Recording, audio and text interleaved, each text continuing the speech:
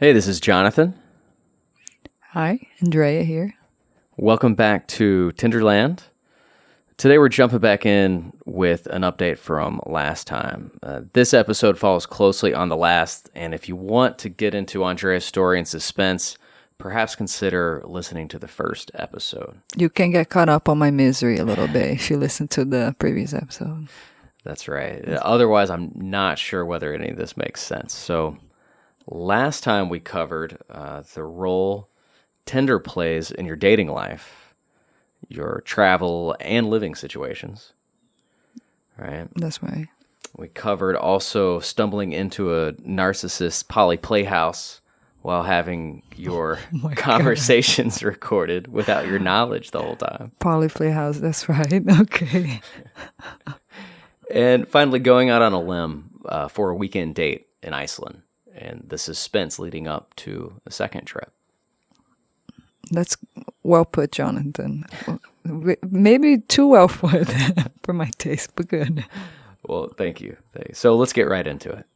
Let's get an update on Ice Princess. You recently had a lull in communication, right? Which is pretty natural in these scenarios where maybe your capacity for doubt sort of took over, and then you were hoping for a reconnection. And did that happen? Yeah, last time we talked, I would like to just put that out there to the world that I was hungover when I came here. And the first thing that I did was I asked Jonathan for a beer because I was feeling like shit, pardon my French. So that day, to be totally honest, I was feeling a little bit needy. I don't know if you ever feel needy, Jonathan, like you need, just to hear from somebody that, how much they like you but perhaps like every other human being, that was all in my head because, she called me that same day and we talked for like 2 hours. And then we talked for 2 hours again today. Everything is going fine. I'm getting ready to see her in a few days, so I'm very excited. It's very exciting. Very, very excited. I'll be in Iceland in about a few days. Yeah, and you have a lot invested in this, so inevitably, like we've talked about, some ups and downs and the anticipation leading up to that and the challenge of keeping things warm in the time elapsing between meetings, right? Right, that's very hard, right? Because you meet somebody and you spend the weekend with them. Like I had an amazing weekend with her. And my job is to keep everything alive, healthy, and interesting until I see her the next time, right? So between last time that I saw her and now, it might have been almost 2 months. And it's practically impossible to keep somebody interested for that long. But I am happy to say that I think I have been doing a good job. Well, good. Glad it's so far so good, right? Yeah, we've been having long phone conversations, talking on the phone, and I think so far so good. And yeah, I think I've been doing what I'm supposed to be doing. Well, and last time we talked a lot about the anticipation leading up to your trip, but we didn't really get into the trip, how it was, if you ended up ever feeling like an unwanted guest or there was some potential awkward outcome awaiting you. Okay, I have some fun stories to tell. Okay. So I guess we're going to go over what happened when I went to Iceland. That's right. So basically, I met Ice Princess on Tinder. I had a trip scheduled for my birthday, which is coming up very soon. And I wanted to meet people beforehand. So I started messaging Ice Princess. And I actually went off to see her for a weekend because I was so interested in her because she just, we just been hitting off. And I was like, why wouldn't I come see this girl, right? So I come for the weekend. Like I said last time, I told her I would buy a ticket. I bought a ticket. So going into Iceland was quite interesting because I have to drive from Philadelphia, where I reside now, to New York City because I bought the ticket from New York City. A lot cheaper, yeah. It's a lot cheaper, yes. I saved some money, but then I also spent some money on parking and driving. So I'm not sure. Maybe I saved like $100. Might have not been worth it.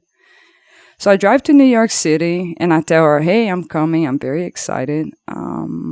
get on a plane. Delta amazingly offers unlimited drinks. International. International. Oh, but wow. I didn't realize it was only 5 hours flying. So I'm getting, basically I order a beer. The lady who's next to me sitting, she's doing a research in Iceland on the fishing villages. That's her PhD research. And then, so she sits next to me and the flight attendant comes over, what would you like to drink? And I say, hey, I'll have a beer because beer is always cheaper. That's what I drink. And then the girl next to me is like, I'll have a bourbon. And then the lady charges her nothing. And then I'm like, hey, can I have a bourbon too? Right. So I have a few drinks and I didn't realize it was 5-hour flight. So I landed in Iceland pretty shit-faced. I was pretty drunk by 7 a.m. in Iceland. Land in Iceland, immigration asked me nothing. Hey, how long are you staying? Welcome to our country. That's it. So I take the bus. So we agreed to meet at a bus terminal, which you take from the airport up to a bus terminal in a city. And I'm just going by whatever was on the photos that she shared with me because I didn't know what she looked like. So we meet outside of the bus station and she's like, hey, this is me. And I'm like, hey, how are you? A little bit awkward. And I'm still feeling a little bit tipsy from the flight. And I super jet lagged because I hardly slept. Right. So I meet up with her. She's like, I'm going to drive you to my place. Feel welcome to do whatever you want. She has a cute little doggy. I play with the doggy. I told her I'm just going to sleep in because I didn't sleep on a flight. Let's hang out tonight. She goes on to work. I go to her house. She shows me how to make coffee and everything. So she's pretty welcoming and she's very not welcoming. Making it awkward or anything like that. She was welcoming, but it was distant, right? It wasn't like we were all over each other because we weren't. But right. It was like, okay, so I'm receiving this girl. She's coming to see me. She was very hospitable, very, very nice. But at the same time, she wasn't like flirting with me. Right. And if she was, it was very subtle that I could not tell. Well, it's natural in that sort of circumstance that you're going to be not going to know exactly how to approach it in a warm way. And also, how do you hit on somebody right after you land from an airplane? Like that's like not sexy at all. Everybody's a bit wired. Everybody smells bad. You smell bad. You haven't brushed your teeth. Yeah. You've gone through immigration. God knows what they found in your bag. There's all this like weird scenarios that can happen. But she left me at her house. I walked her dog because she has a cute little puppy. So cute. So I walk her dog and I sleep and the dog likes me. So I send her a couple photos with the dog. So our plan was to go get dinner, and I might offend some people, and I hope that I don't, but I might. Because I told her, hey, last time I came to Iceland, I didn't eat anything Icelandic. And by eating Icelandic food, I mean, I didn't eat whale, I didn't eat horse, I didn't eat puffin. And I wanted to eat all this weird shit. But they're so delicious. Whale is like beef, man. It's very weird. But anyway, so she's like, hey, there's this restaurant that I know that we can go to. We can grab a drink and go to the restaurant. And they sell basically Spanish tapas, but like Icelandic Spanish tapas. So I'm like, okay, sounds amazing. So we get there. And there's like a 7-course meal that we decided to take that I could try everything. I could try the horse, I could try the puffin, I could try the whale. Felt so guilty eating the whale. Please, people outside of this TinderLand podcast, don't hate me for eating whale. But it's totally normal in Iceland. So I go there and we order a bottle of wine. And I didn't bother asking basic manner things. Like I didn't know if she was on a budget. I didn't know. I thought of all of that later, right? I'm like, I didn't know if this girl had so much money she could spend. I just act like she was a baller because that's how I was acting, like I was a baller. Well, we've characterized her as sophisticated. Very sophisticated, very into fashion, very classy European girl, yes. You assume she's not broke, so that's good. I assume that, but I don't know. And I still assume that, but I don't know. Right? So we went out to eat. Never asked her about any price. So I'm looking at the wine list. I'm like, hey, do you like this wine? She's like, I like the wine. I'm like, let's order the wine. And everything is in Icelandic krona, I think is what their money is called. And like, at no point I'm looking how much that is in dollars. Right? I'm just acting like, I'm super rich. So we get the food. The food was good. Tasting the whale was kind of weird. Kind of felt a little bit guilty eating that. And I hope I don't piss off anybody. But then later on, she's like, hey, let's go to a bar. But an interesting thing that I did not know in Iceland is that the sun doesn't really set for a couple days in the summer. Yeah. Mm-hmm. Right. So we went into a bar, and I'm going to tell the end of the story, which is coming out of the bar, was daylight. But then I'll tell the bar story, right? But very weird. You have no dark time. Everything is just light. And it's kind of interesting because last time I went was in the winter. They had 4 hours of sunshine. So we would wake up at noon and it was like fucking dark outside. At any rate, we go to this pub. We get a few drinks.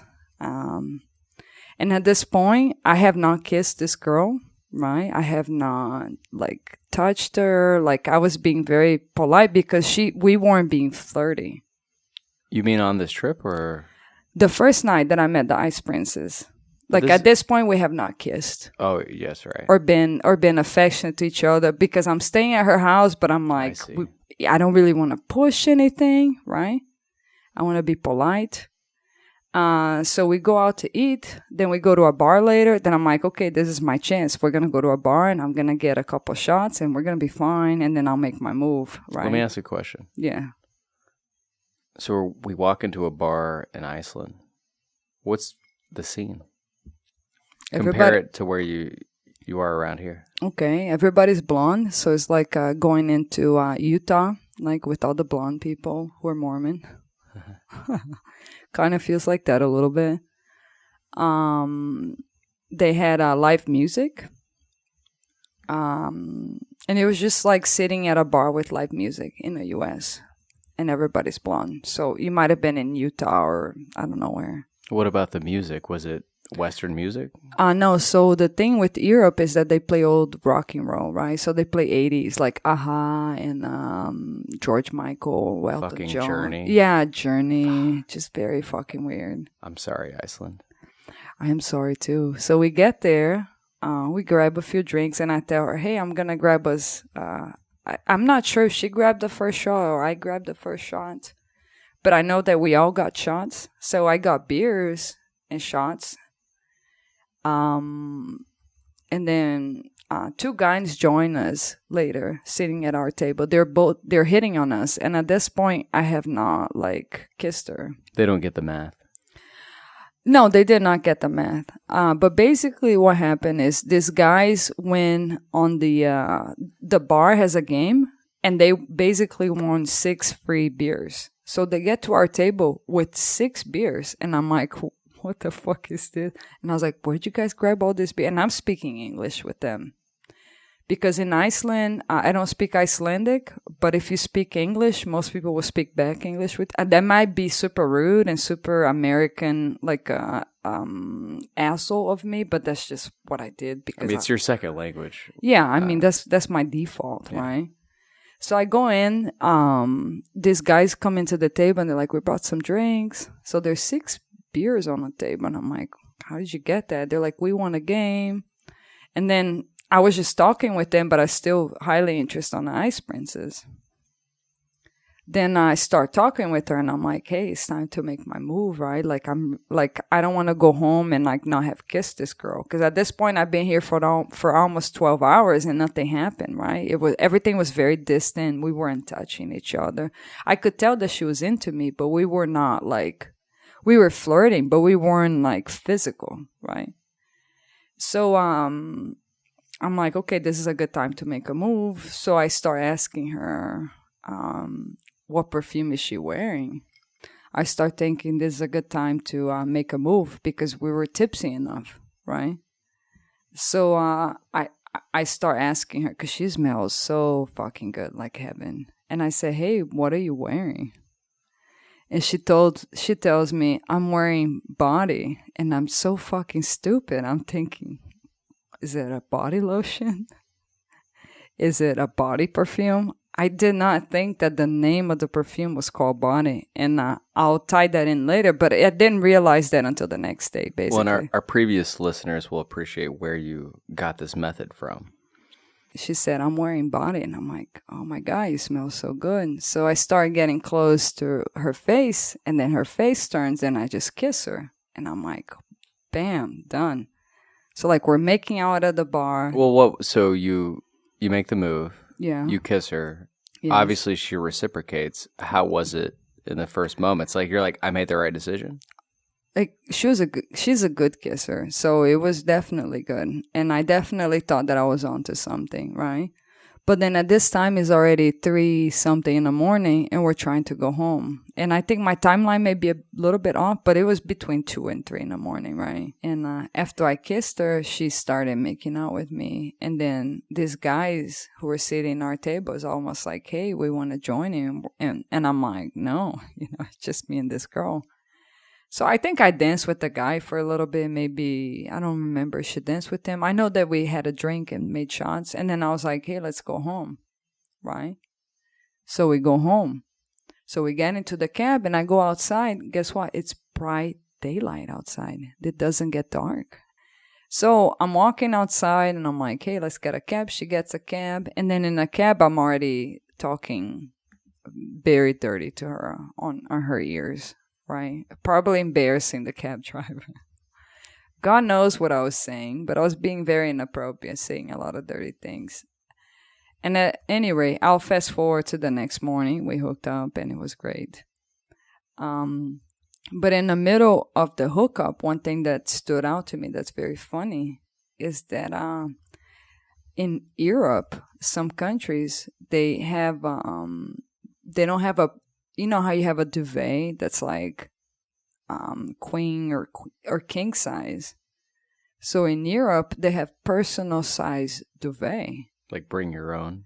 Yeah. So the point is that the duvet is smaller, and it's supposed to be personal. You're not supposed to share it.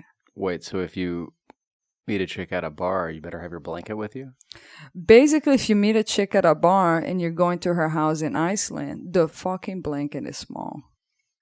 So I get there, after we have sex and, loving and we're being so cute with each other. I'm like, why is this blanket so small? And she's like, oh, that's just how blankets are. And then she was like dumbfounded that I thought it was so weird that the blankets were so, and I keep telling her, why this blanket so small? This is so weird. Like, how can I not hug you before I go to sleep? They think that people steal blankets, so you have your own personal blanket. And then to me, it's like, this is so crazy. So basically, I'm going over in a couple of days, and then I told her that I'm packing my own blanket because I don't want a small blanket. I want to be able to, like, hug her when I go to sleep. So you're packing a full-size blanket I'm when you go packing out a there? duvet, yeah, and she thinks that that's so hilarious. Good for you. She's like, I can't believe you're bringing a duvet. And she's like, I can't believe that's the weirdest thing you thought of Iceland. I'm like, why do you guys have personal blankets? What's going on here? So you've been pretty busy and basically fulfilled based on your story there, right? Yeah. I mean, you haven't been doing, a lot of serious searching. You've still been doing a little bit of Tinder swiping, right? And a little bit for fun, but not like I'm not looking for anything. yeah. Yeah. And actually, you kind of taken a more passive route and turned control over to your friends who, present company included, enjoy living a little vicariously through your exploits, right? Yeah, and I think what Jonathan means in layman's term is I've been letting other people swipe for me and not even look at my Tinder dates. Yeah, so basically having them pre-vet your playing field, right? And not to say that I have gone out with these people, because I have not gone out with anybody. But I enjoy letting other people swipe for me. Like, I think it's quite interesting. So there have been some interesting females that have come up. And it also sounds like your friend may be more interested in previewing the male suitors than the females. But it sounds like you still end up chatting with the girls? Yeah, I think I'm most interested in women, right? But I do let my friends use my Tinder app, and I say, "Hey, go crazy, swipe for me." I'm not that I'm gonna go out or give anybody a chance, but I find it interesting. So I've been letting my friends swipe, and then be swiping their sexual preference, right? So if the girl is straight, she's gonna swipe on guys, and there's been a lot of guys swapping lately. But guys aren't what you're looking for today. Not right now, no. Right. So among the latest cast, you've come across some girls that seem more or less interesting. One of them was, what is this, Gucci Church Girl? Is that right? Yeah, I want to call her Gucci Church Girl. So my friend is swiping on Tinder for fun. And I tell her, yeah, go crazy. Like, because I don't really need to talk to anybody, right? We can match and it just be funny. So she matched this girl, and then my friend was talking to her for me, pretending to be me. And we decided to follow her on Instagram because she has an Instagram feed. Go to her Instagram page. She's kind of cute or whatever. But then I start finding a trend. Every photo she posts is either flaunting money, like her Gucci shoes or Tesla or whatever. And then also she has bikini photos of herself, and every photo, Jonathan, I kid you not, there's a Bible verse on it. So she quotes John 4:18, and she's wearing a bikini in Las Vegas, literally messaging me every day and then sending me photos of herself doing whatever the fuck she's doing, like grabbing a tea or whatever. But also she quotes Bible verses on her Instagram story, and I just can't even connect with this girl. It's weird. Yeah, it's a strange combination of sort of flaunting wealth and the nice body, but then every one of those posts is also captioned with a Bible verse. I mean, if you're wearing a bikini in Las Vegas and you're quoting Bible verses, that's just totally weird to me. Right. There didn't seem to be any connection with the Bible verse. It's just random. And I have nothing against religious people. Like, you do whatever fits your own, whatever makes you happy and makes you a better person. Like, I'm all for it.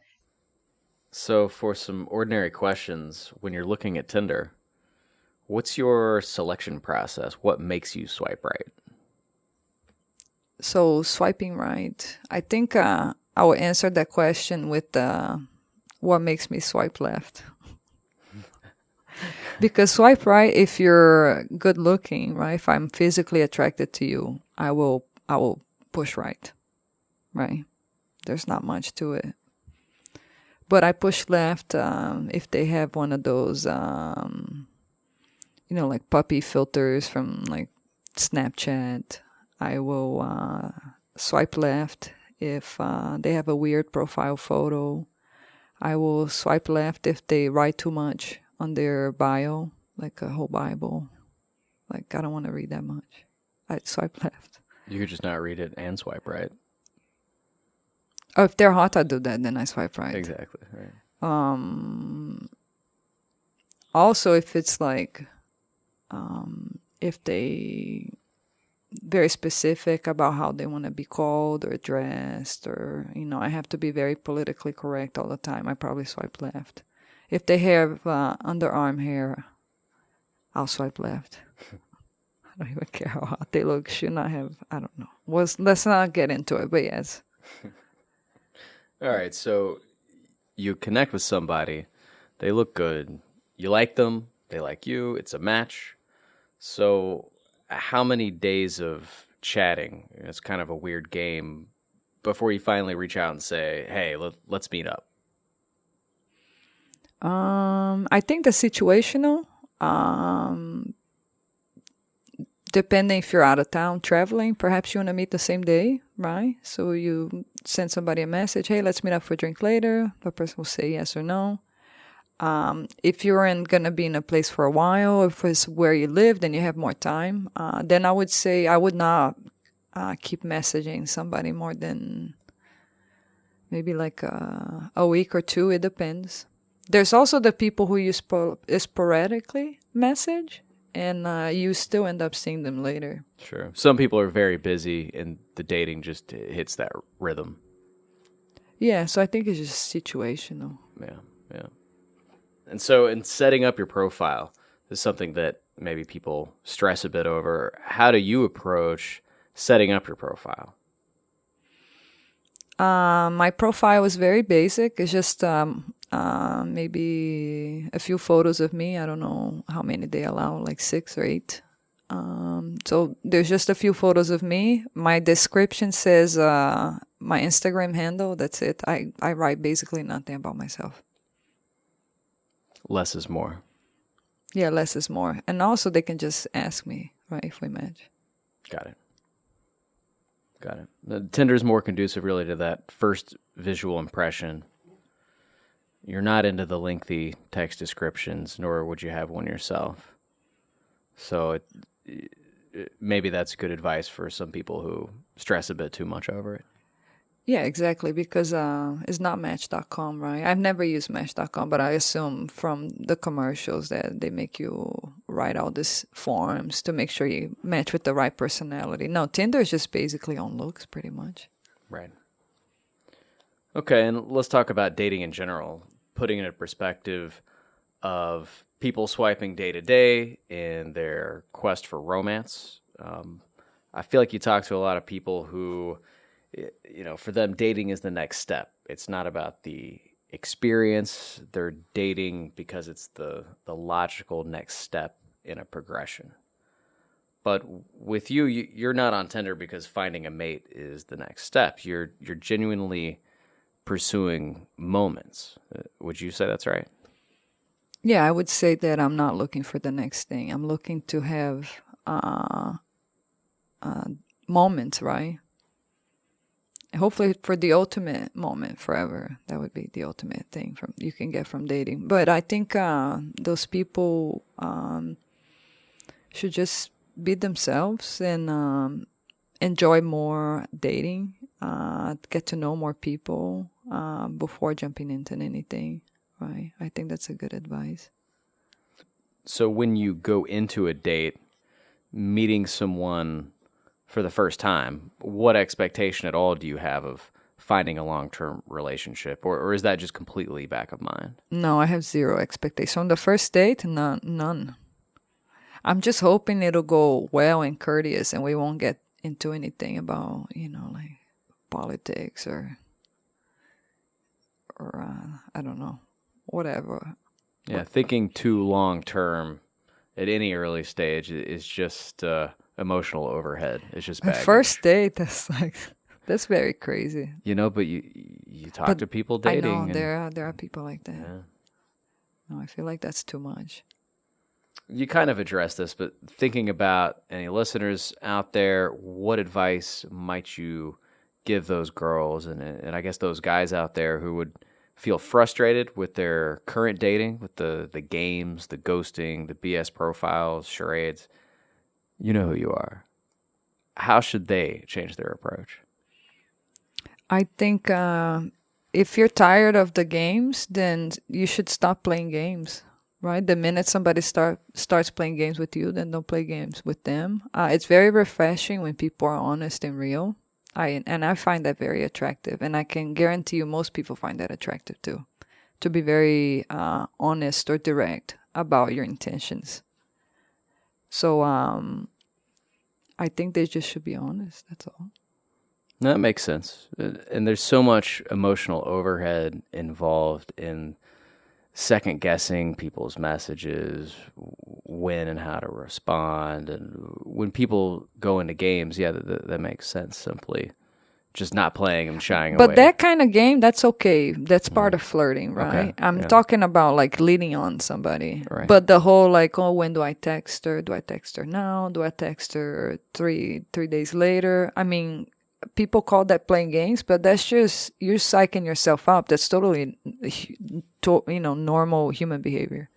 So, lightening up on just a random question. In the last few days or week, what's a change that you've made personally? I think the change that I made is that I'm gonna drive myself back to Philadelphia because I'm having too much fun in Atlanta. You guys are, messing up with my dieting and my exercising, and I'm having way too much fun here. And so let's talk about what's coming up for you. One thing on the calendar with some recreation in between. New York is on the agenda. Yeah, I'm going to All New right. York City very soon. Good. And then your second trip to Iceland to see the Ice Princess. That's right around the corner. Right, I'm very excited. So I get to drive back home to Philadelphia. I usually fly here, but I drove here because Atlanta is such a shitty city without a car. I decided to drive myself. But Good call. yeah, thank you. But in regular terms, I would have just flown here. So I'm driving back to Philadelphia. I'm going to New York City for a concert with my friends. And What then concert? it's they have a Brazilian music festival, I think is what's called, in the summer. Nice. And it's free, is in Central Park, and it's amazing. And I've been going the last 3 years. It's just a fun place to be at. So I'm going to meet a couple people there. And then on Tuesday, I go to Iceland to meet Ice Princess with all my nonsense expectations. Yeah, I'm a little excited to see how this next Iceland trip plays out. So it's gonna be my birthday, right, Jonathan? So I'm gonna be 35 years old in Iceland. So old. Not super old, but I'm bringing some champagne to commemorate. Nice. To commemorate properly. She'd asked me, "What do you want for your birthday?" And basically, I said, "I want cake and rare meat." So I want steak and French fries and a chocolate cake. That's basically how you make me happy. Very South American of you. Very South American. She's like, "That's very basic." I was like, yeah, it is. Well, I think we made it through another one. We made it through another one. This has been wonderful. I've had a great time. I really, really thank you for sitting down with me. Thank you so much.